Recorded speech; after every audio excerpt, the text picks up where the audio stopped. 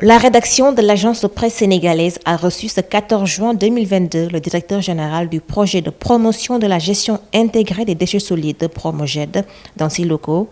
Une occasion pour ce dernier de revenir sur plusieurs points concernant la structure qu'il dirige. Lancé en juin 2021, le Promoged a pour mission de renforcer la gouvernance en matière de gestion des déchets solides. Cette politique couvre 148 communes pour le moment. On intervient dans la première phase sur 7 régions. La région de Dakar, la région de Thiès, Saint-Louis, Matam, Ziguinchor, Kolda et Sédhiou, cette région. On vient d'obtenir l'autorisation des bailleurs de fonds de faire une extension pour 5 nouvelles régions, Kaffrine, Fatick, Kaolack, Diourbel et Louga. Ce qui fait qu'en fin de compte, on va intervenir sur 12 régions. Donc les 7 régions, on est à 148 communes. Les 5 autres régions, pour le moment, on est à 35 communes. Ce qui fait que nous avons voulu d'abord travailler sur des plans de gestion des déchets. Pour que chaque commune, qu'on puisse identifier les besoins, formuler les orientations, mettre en place un plan de gestion des déchets, évaluer les besoins en infrastructure et en équipement. Le Promoged ambitionne de moderniser le secteur et promouvoir ainsi une économie circulaire.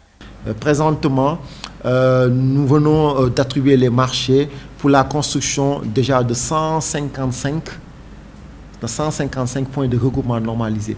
Donc, c'est des infrastructures à l'échelle des quartiers qui vont être construits au niveau de certaines communes pour que dans chaque quartier, qu'on puisse organiser des assemblées de quartier pour écouter les populations, pour les sensibiliser, pour les mobiliser et après pour les accompagner dans une dynamique communautaire qui leur permet quand même de jouer leur partition dans ce secteur. Donc pour dire que cette année, on a beaucoup plus travaillé sur les aspects institutionnels pour implanter le projet, le Promoged dans les 148 communes, pour mobiliser les acteurs, les différentes parties prenantes, pour que quand même à l'année 2, identifier et mobiliser les sites pour qu'à l'année 2, qu'on puisse lancer quand même la mise en œuvre, la construction. Donc ça, c'est de manière globale.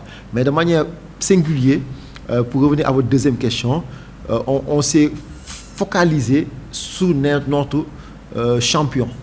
Notre projet phare, c'est la réhabilitation de la décharge de Mbebes. La réhabilitation de la décharge de Mbebes sera bientôt une réalité. 80% de nos efforts pour cette année, on l'a concentré sur Mbebes. Maintenant, nous avons fini les dossiers d'appel d'offres pour les travaux de la décharge de Mbebes.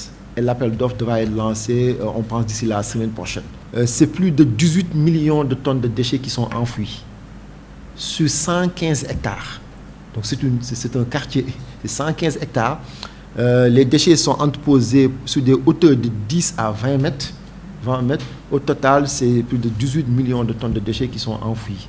Vraiment, aujourd'hui, l'ambition elle est vraiment affichée pour la requalification de la décharge de Mbebes. Maintenant, en plus de l'aménagement vert, on va installer comme un centre de tri et de transfert qui va permettre de continuer à accueillir les déchets de Guédiawaye, de Keur Massar, Malika, qui vont être triés pour les orienter vers la valorisation. En même temps, on va aménager une plateforme de compostage. Pour une bonne mise en œuvre du projet, l'équipe du Promoged dispose ainsi sur le site de la décharge de Mbebes d'un bureau d'information et d'enregistrement des préoccupations des personnes impactées par le projet. Les personnes effectivement étaient inquiètes, donc nous, notre devoir c'était de les rassurer.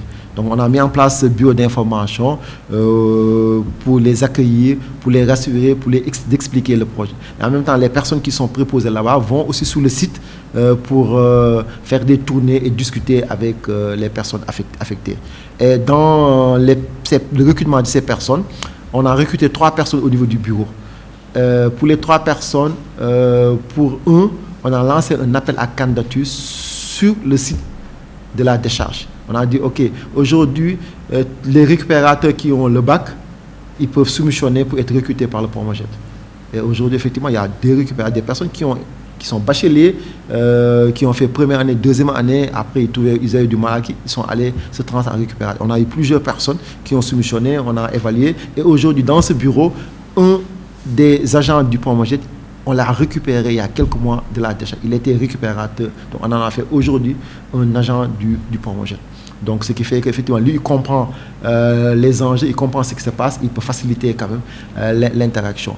Au-delà de l'État sénégalais, le Promoged a bénéficié d'un financement de l'ordre de 206 milliards de francs CFA émanant de 4 autres bailleurs de fonds. Mettre en œuvre la stratégie économie des déchets, mais aussi quand même à travers une approche programmatique de mettre en place les infrastructures.